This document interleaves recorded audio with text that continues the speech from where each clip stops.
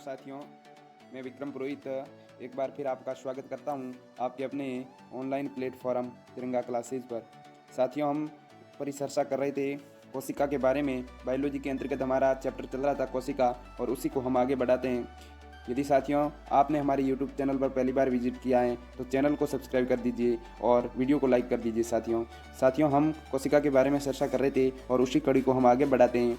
देखिए साथियों, हमने अब तक पढ़ा कि कोशिका जीवन की संरचनात्मक और क्रियात्मक इकाई होती है। उसके साथ साथ हमने प्रोकैरियोटिक कोशिका के बारे में पढ़ा और हमारी चर्चा चल रही थी यूकैरियोटिक कोशिका के बारे में, और उसमें हमने सर्वप्रथम कोशिका भित्ति पढ़ा, उसके बाद कोशिका झिल्ली पढ़ा, और अब आगे हम पढ़ेंगे सूत्रकोणिका या माइटोकॉन्ड्रिया के बारे में। तो देखिए साथियों, आज हम माइटोकॉन्ड्रिया के बारे में हमारी परिचर्चा शुरू करते हैं। तो क्लास को शुरू करते हैं उससे पहले यदि आपने चैनल को सब्सक्राइब नहीं किया तो चैनल को सब्सक्राइब कर दीजिए और वीडियो को कर दीजिए लाइक।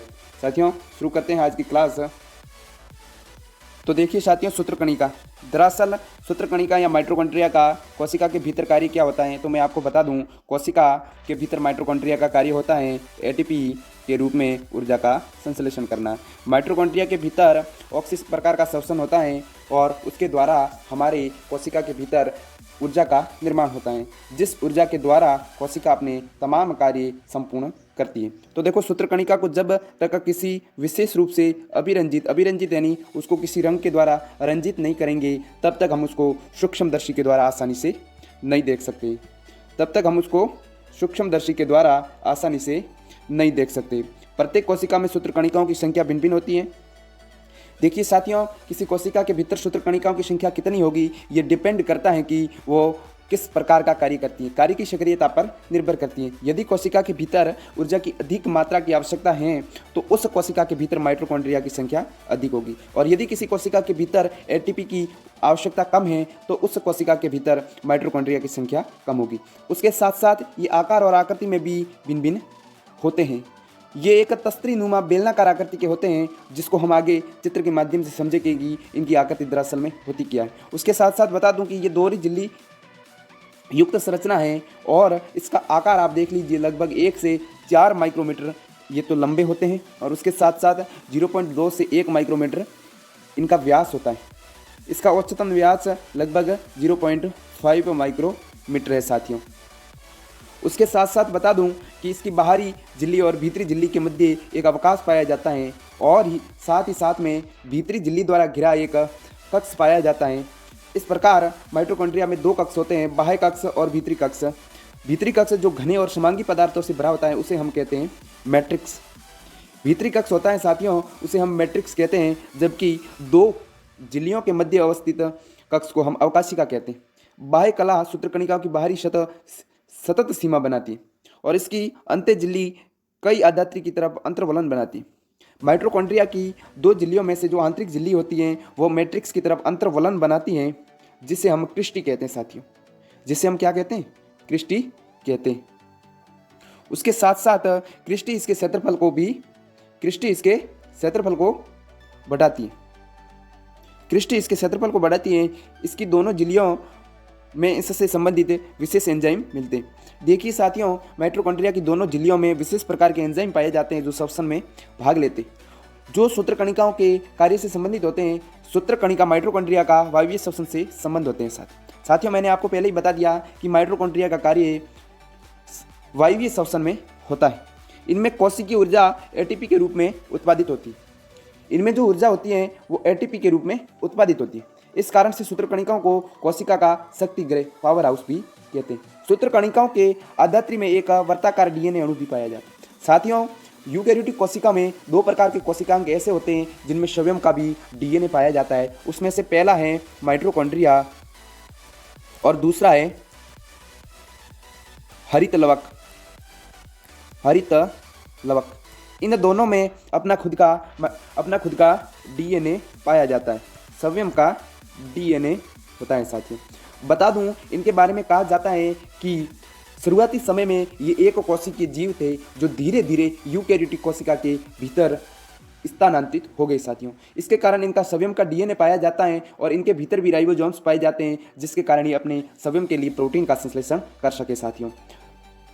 कुछ आरएनए राइबोसोम्स 70S प्रकार का राइबोसोम्स प्रोटीन संश्लेषण के लिए आवश्यक घटक मिलते हैं। साथियों, जो हमारे हरित लवक और माइटोकॉन्ड्रिया होते हैं उनमें जो राइबोसोम्स प्रोकैरियोटिक कोशिका में पाया जाता है, यानी 70S प्रकार का राइबोसोम्स, उसी प्रकार का राइबोसोम्स इनके भीतर भी पाया जाता है।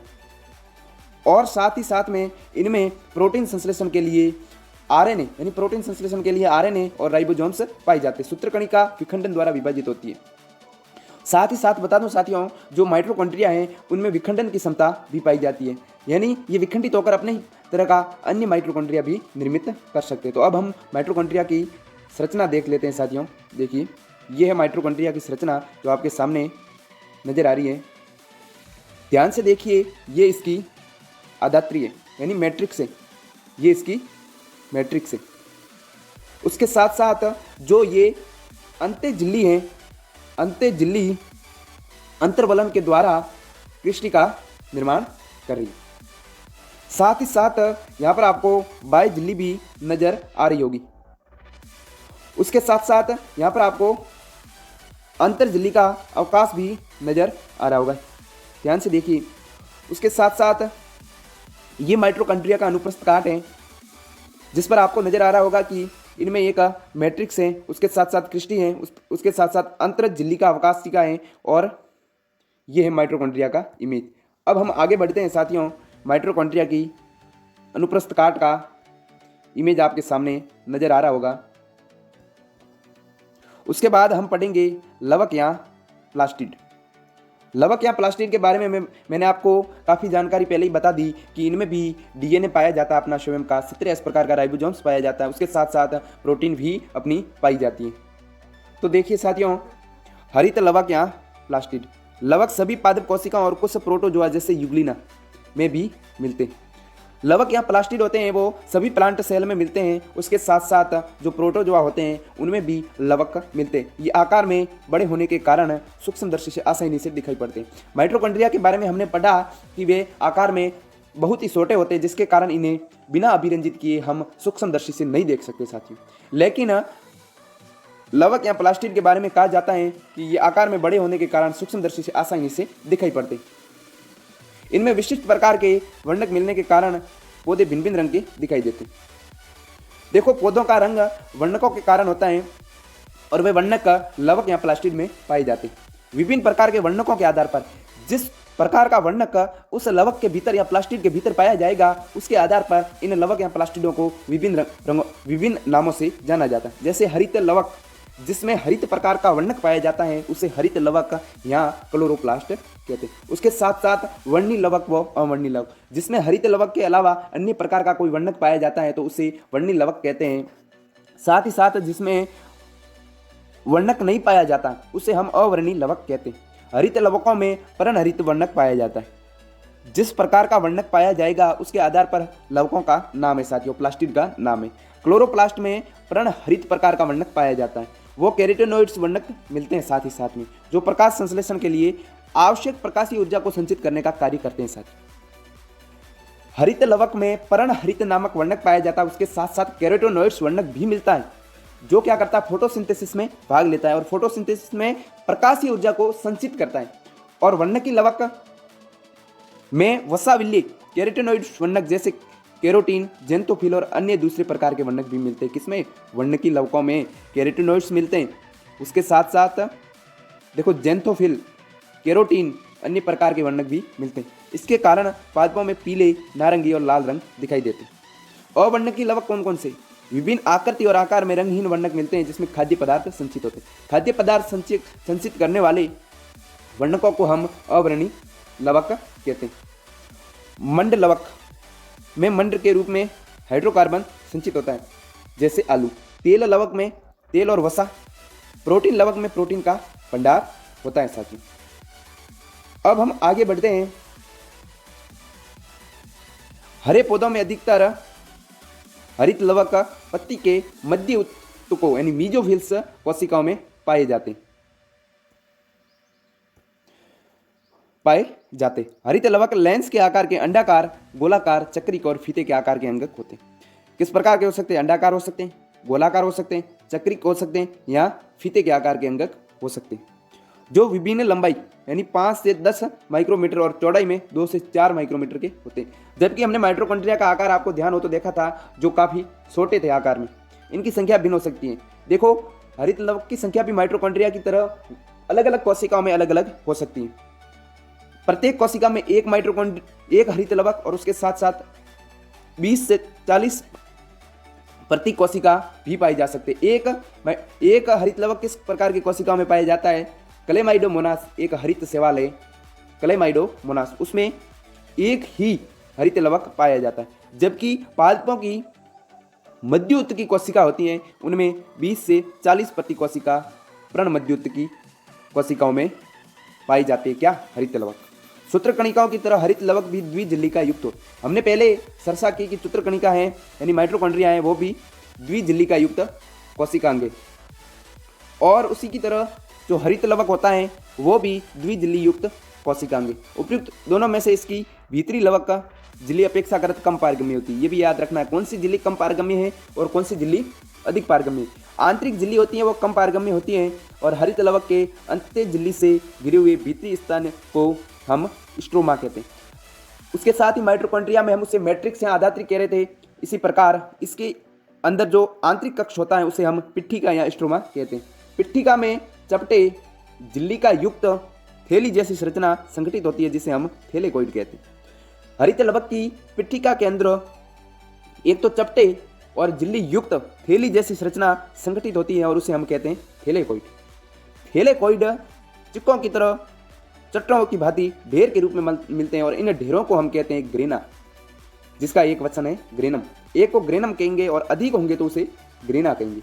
ये अंतर ग्रेना थैलेकोइड कहते हैं।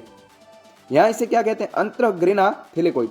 इसके अलावा कई चपटी झिल्ली नुमा नलिकाएं जो ग्रेना के विभिन्न थैलेकोइडों को जोड़ती हैं उसे कहते हैं पिट्ठिका पटलिका। थैलेकोइड की आंतरिक झिल्ली एक रिक्त स्थान को घेरे रहती है और इसे कहते हैं अवकाशिका। देखिए साथियों, मैं आपको चित्र के माध्यम से समझाता हूँ कि इनकी संरचना आखिर होती कैसी है। देखो, जो हरित लवक है उसका आंतरिक कक्षक है वो कहलाता है स्ट्रोमा या पिट्ठिका, स्ट्रोमा या पिट्ठिका। उसके साथ साथ जो ये सिक्कों के ढेर नजर आ रहे हैं इन ढेरों को कहते हैं ग्रेनम, ग्रेनम कहते हैं इन एक ढेर को। और जो ये एक चिक्का है उसे हम कहेंगे थैलेकोइड। क्या कहेंगे? थैलेकोइड। एक चिक्के को कहेंगे थैलेकोइड जो एक झिल्लीदार होता है।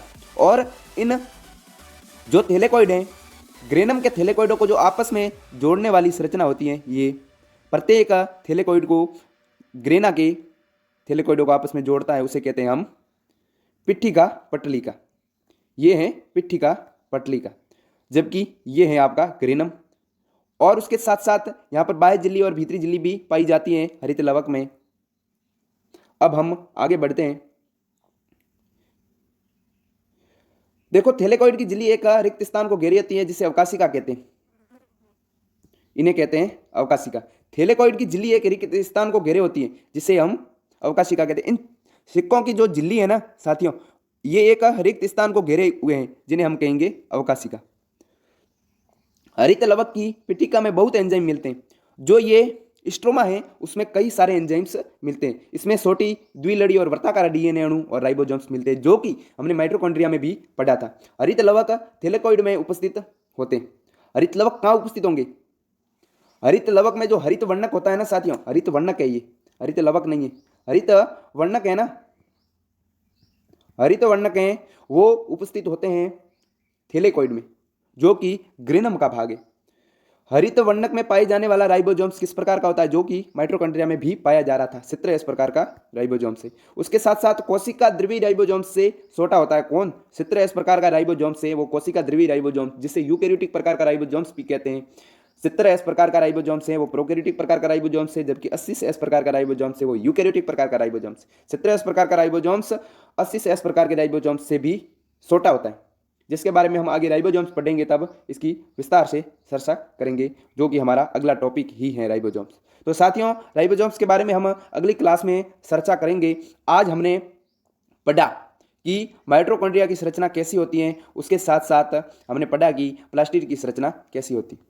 तो साथियों, हम आपके लिए बहुत ही ज़्यादा मेहनत कर रहे हैं। यदि आपको वीडियो और हमारे द्वारा प्रदान किया गया कंटेंट अच्छा लगे तो चैनल को ज़रूर से सब्सक्राइब करना, और यदि वीडियो अच्छा लगा हो तो लाइक और एक कमेंट जरूर करना। यदि हमारे द्वारा प्रदान किया गया लैब असिस्टेंट के लिए बायोलॉजी का ये कंटेंट आपको अच्छा लगे तो चैनल को सब्सक्राइब जरूर करना। मैं आपसे लेता हूँ विदा, तब तक के लिए खुश रहिए, मस्त रहिए। Have a nice day. जय हिंद, जय भारत।